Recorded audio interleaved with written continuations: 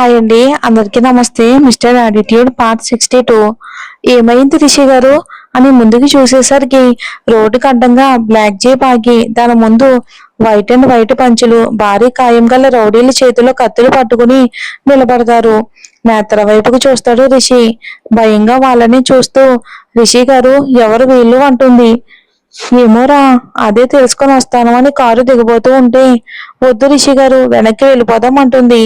ఏం కాదు అని నేత్ర భయం పోగొట్టేలా చెప్తూ ఉన్నా, వద్దు వెనక్కి తిప్పండి కార్ని అంటుంది. వాళ్ళు ఇంకొంచెం ముందుకు అడుగులు వేస్తూ ఉంటే, రిషి గారు ఫాస్ట్ అంటుంది రిషి చెయ్యి పట్టుకుని కుదిపిస్తూ. రిషి వెనక్కి తిప్పితే అక్కడ కూడా రౌడీలు ఉంటారు. ఇంకా తప్పిలా లేదని, జస్ట్ 10 నిమిషాలు రా, నువ్వు రిలాక్స్ గా ఉండు, జస్ట్ చూస్తూ ఉండు అని నేత్ర హ్యాండ్ ని ప్రెస్ చేస్తూ చెప్పి ఆమె మాట్లాడడానికి తావు ఇవ్వకుండా దిగుతాడు. సైలెంట్ గా కారు బ్యానెట్ మీద అనుకుని నిలబడి కూలింగ్ గ్లాసెస్ తీసి అందరినీ 1 2 3 4 అంటూ కౌంట్ చేస్తూ ఉంటాడు. రై, ఏం చూస్తున్నావురా, వెళ్ళండి అని అంటే, సరే అన్నా అని ముందుకు కదులుతారు ఆ రౌడీలు. ఏంటి అంత సునుందా, మమ్మల్ని అందరినీ వేసేసేంత మోగోనువా అని ముందుకు వస్తూ ఉంటే, వెనక నుండి రిషి మీద కత్తి ఎత్తిన వాడి చెయ్యిని గాల్లోనే ఆపేసి చేతి మణికట్టు దగ్గర ఉన్న నరాన్ని నొక్కుతాడు. వాడు నొప్పుతో అరుస్తున్న అరుపులు ఆకాశానికి అంటుతాయి. ఇంకొకడు రేయ్ అంటూ రిషి కడుపులో కత్తితో పడవబోతూ ఉంటే ఒక్కసారిగా పక్కకి జరిగి వాడిని వెనక నుండి కాలితో తన్నుతాడు. ఇలా కాదని అందరూ సైకిల్ చేసుకుని ఒకేసారి అటాక్ చేయటం స్టార్ట్ చేస్తారు. అందరినీ వేర బాదుడు బాదుతాడు రిషి. దెబ్బకి కింద పడి కుయ్యో మర్రో అంటూ పొలికేకలు పెడతారు. ఒకరిని లేపి, ఎవర్రా మిమ్మల్ని పంపింది, ఎందుకు వచ్చారు అసలు అని అడుగుతాడు. వద్దన్నా, మమ్మల్ని ఏమీ చెయ్యొద్దు, ఎవరో తెలీదు, డబ్బులిచ్చి ఈ కారులో ఉండే ఆ అమ్మాయిని ఎత్తుకుని రమ్మన్నారు, కుదిరితే ఇక్కడే చంపేయమన్నారు అని అంటాడు. చెప్తావా లేదా వాడెవడో అని మళ్ళీ 4 తన్నితే, అన్నా ఈ నెంబర్ తప్ప ఏమీ తెలియదన్నా, పేమెంట్ కూడా ఇండైరెక్ట్ గానే ఇచ్చారు అంటాడు కాళ్ళు పట్టుకుని చెప్తూ. వాడు ఫోన్ తీసుకుని, ఇంకోసారి ఆ ఊహ వచ్చినా చస్తాడు అని చెప్పండి వాడికి అని కారు ఎక్కుతాడు రిషి. కారు ఎందుకు లాక్ చేశారు రిషి గారు అని కోపంగా అడుగుతుంది నేత్ర. నేత్రాని చంపమంది ఎవరు, అంత అవసరం ఎవరికుంది అని ఆలోచిస్తున్న రిషికి నేత్ర మాటలు చెవికి ఎక్కవు. కారు స్పీడ్ గా పోనిస్తాడు ఇంటికి వచ్చాక ఆపి అప్పుడు చూస్తాడు నేత్ర వైపు. ఉబ్బికి వస్తున్న కన్నీళ్లు నాపుకుంటూ ఉందేమో, మొహం అంతా ఎర్రగా అయిపోయి ఉంటుంది. రే, ఏమైందిరా అని నేత్ర చెంప మీద చెయ్యి వేసి అడుగుతాడు. నేను ఏం అడిగానని అంత కోపం వచ్చింది మీకు, మీరు అవాయిడ్ చేస్తే భరించలేను రిషి గారు అని అప్పటి వరకు ఆపుకున్న కన్నీళ్లకు స్వేచ్ఛనిస్తూ చెప్తుంది. తనేం చేశాడో అప్పుడు అర్థమవుతుంది రిషికి. వాళ్ళ గురించి ఆలోచిస్తూ నేత్ర మాటలు వినలేదు అని. కారు సీటు వెనక్కి వంచి ఇక నేత్రాన్ని రమ్మని చేతులు చాపుతాడు. ఒక్కసారిగా రిషి మీదకి దూకి వెక్కి వెక్కి ఏడుస్తుంది తను. అలాగే వెనక్కి వాలిపోయి ఆమెను మొత్తంగా మీదకి తెచ్చుకుని వెన్ను నిమురుతూ, బటర్ఫ్లై, నీ మీద కోపం దేనికిరా, ఏదో ఆలోచిస్తూ ఉండిపోయాను అంతేరా అంటాడు ఇంకొంచెం గుండెల్లోకి పొదువుకుంటూ. ఏమో రిషి గారు, మీరు అలా ఉంటే నా వల్ల కాలేదు, మీకు ఇష్టం ఉండదు నేను ఏడిస్తేనని చెప్పారు కదా, అందుకే ఏడవలేదు. కానీ లేదు ఏమీ లేదు అని ఒక్క ఉదుటున నేత్రాన్ని కిందకి జరిపి తన మీదకి వాలిపోయి ప్రాణంగా పెంచుకున్న ప్రేమ అంతా తెలిసేలా ముద్దు పెడతాడు. 4 అదరాలు ఏకం చేసి గాఢంగా రిషి. ఇక చీర రవిక కలవని చోట వీణ మీటుతూ ఉంటే, రిషి గారు అంటుంది అతి కష్టంగా. ఆమెకు మాత్రమే సొంతమైన తనకు ఎంతో ఇష్టమైన మేని పరిమళానికి దాసోహం అవుతూ ఉంటే ఒక్కసారిగా పైకి లేస్తాడు. ఇక తను సర్దుకుని వెళ్దామా అంటుంది. కమ్ అని ఇద్దరు కారు దిగుతారు. రిషి, ఫోన్ చేస్తే లిఫ్ట్ చేయదేంది, మీ నాన్న అడుగుతా ఉన్నారు మీ గురించి అని రాజ్యం గారు కంగారుగా చెప్తూ ఉంటే, సరే అమ్మా, నేను కలిసి వస్తాను నాన్నను అని చెప్తాడు. మంచం మీద కూర్చుని ఆరంగా పల్లీలు తింటూ ఉన్న తారా దగ్గరికి పరిగెత్తుకుంటూ వస్తుంది రాగిని. ఏంటమ్మా, ఏమైంది, ఆ కంగారు ఏంటి అని అడుగుతూ ఉంటే, నువ్వు ఏమన్నావే, వాళ్ళు వెళ్ళిన వాళ్ళు ఇంకా రారు అన్నావు కదా, ఇద్దరు వచ్చేసారు, నేను చూస్తూ ఉండగానే వచ్చేసారు, అంటే నిజమా అని షాక్ అవుతుంది. ఒక్కసారిగా పైకి లేచి, లేదమ్మా, నాకు జితేంద్ర చెప్పాడు, ఈసారి ఎట్టి పరిస్థితిలో వీళ్ళను వదలను అని. అలా ఎలా వచ్చేస్తారు అని తార అంటూ ఉంటే, రా, నేను చెప్తే నువ్వు నమ్మవులే కానీ నువ్వే చూద్దు అని ఇద్దరు వచ్చేసరికి నేత్ర సామ్రాజ్యం గారితో మాట్లాడుతూ ఉంటే రిషి వీరేంద్ర గారితో మాట్లాడుతుంటాడు. వాళ్ళని అలా చూసి మనసు రగిలిపోతూ ఉంటే లోపలికి వెళ్ళి వెంటనే జితేంద్రకు ఫోన్ చేసి అరుస్తుంది గట్టిగా. కొంచెంలో తప్పించుకొని ఉండారమ్మి అని చెప్తాడు జితేంద్ర. నువ్వేం చేయలేవు అని అర్థమవుతుంది. ఛా, ఇదేనా నన్ను ప్రేమిస్తున్నావు అన్నావు అని తార అంటూ ఉంటే, పంపిన మనుషులందరూ ఫోన్ ఎత్తడం లేదేమి, మిస్ అయినారు అని అర్థమవుతుంది. నువ్వు నాకు ఫోన్ చేయటం కూడా మంచిది కాదు. కొన్ని రోజులు వెయిట్ చేద్దాం, తర్వాత నేను చూసుకుంటాను కదా, హామీ ఇస్తున్నాను అని అంటాడు జితేంద్ర.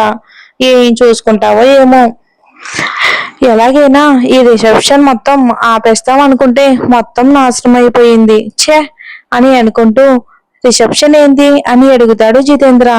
నాకు ఇష్టం లేకుండా రిసెప్షన్ ఏర్పాటు చేశారు ఈడ, అది ఎలా అయినా ఆపుతావేమో అనుకుని ఇదంతా చెప్తే ఇలా అయ్యింది.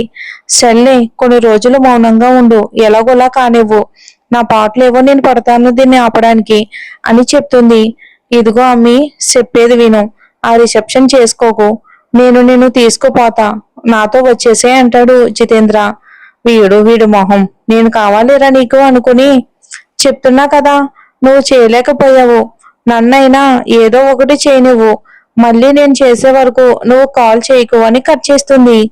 వెళ్ళిన వాళ్ళు తిరిగే రారు అన్నావు, చూడు వాళ్ళు వచ్చి దర్జాగా నవ్వుతూ తిరుగుతున్నారు ఇంట్లో. ఇక ఎన్ని చేసినా రిసెప్షన్ ఆగేలా లేదు. నేత్ర రిషి భార్య అని ఈ ప్రపంచానికి తెలిసిపోతుంది. నీ స్థానంలో అది మహారాణిలా వెలిగిపోతుంది. చ, ఇవన్నీ చూడ్డానిక ఆ దేవుడు నన్ను ఇంకా ఉంచాడు అని ఇంకా ఇంకా రెచ్చగొడుతుంది రాగిని. అమ్మా, ఇంకా రేపటి వరకు టైం ఉంది కదా మనకి, నేను ఏమైనా చేయడానికి ప్రయత్నిస్తాను, నువ్వు ముందు నన్ను టెన్షన్ పెట్టకు అని చెప్తుంది తార. ఏం చేస్తావో ఏంటో తార, ఏదో ఒకటి ఆలోచించవే అని అనుకుంటూ ఉంటుంటే మహేంద్ర వస్తాడు తారా దగ్గరికి, నీతో మాట్లాడాలి అంటూ. రాగిణిని చూస్తే, సరే నేను వెళ్తున్నాను, మీరు మాట్లాడుకోండి అని చెప్పి వెళ్ళిపోతుంది రాగిణి అక్కడి నుండి. రేపు నాన్న రిసెప్షన్ ఏర్పాట్లు చేశారు కదా, దాని గురించే మాట్లాడదామని వచ్చాను అంటే అర్థం కానట్లుగా చూస్తుంది తార. కొన్ని కారణాల వల్ల ఇప్పటి వరకు నేను నీతో సరిగ్గా మాట్లాడలేకపోయాను.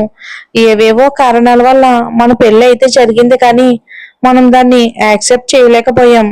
ఈ విషయంలో నేనెంతో నువ్వు అంతే అని నాకు తెలుసు, అందుకే ఇంత టైం తీసుకున్నాం.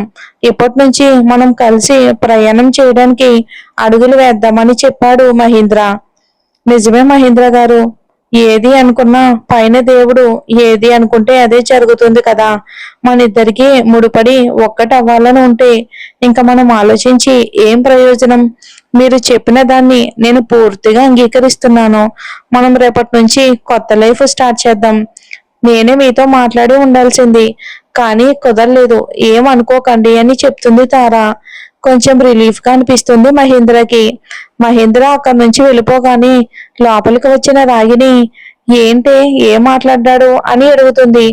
ఏముంటుంది, ఇక నుంచి మనం భార్య భర్తల్లా కలిసి కాపురం చేద్దామన్నట్టు మాట్లాడ్డాడు, అంటే నువ్వేమన్నావు అని అడుగుతుంది.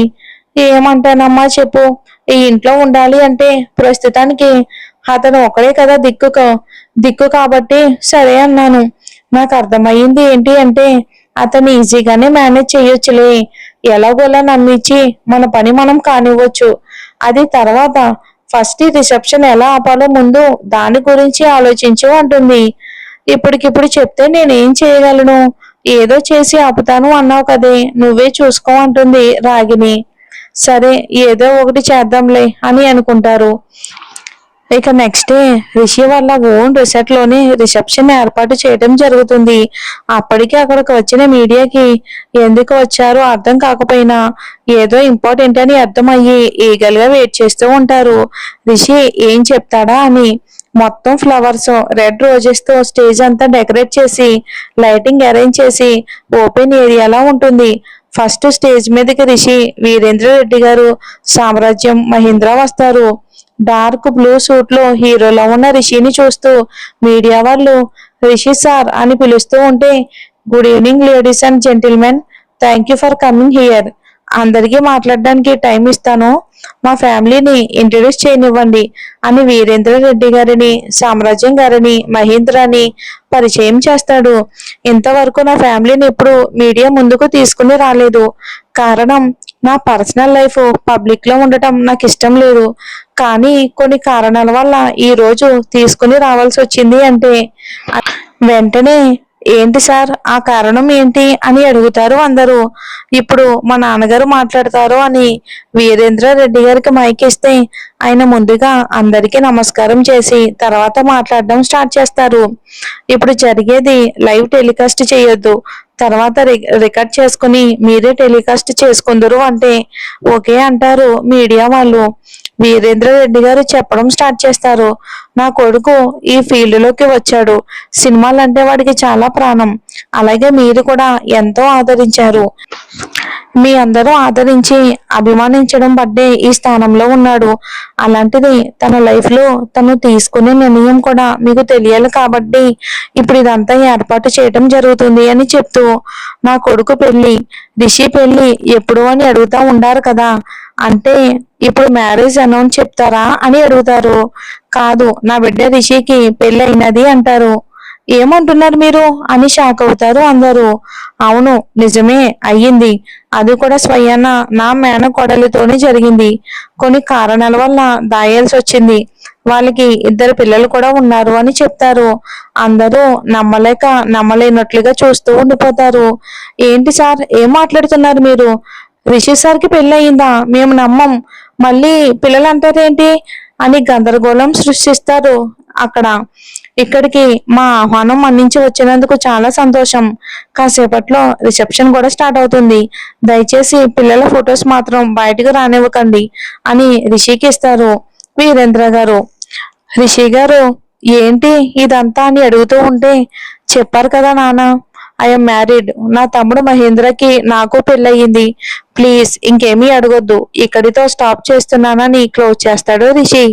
మరి మరి ఏం జరుగుతుందో మనం వచ్చే ఎపిసోడ్ లో చూద్దామండి. Thanks for watching.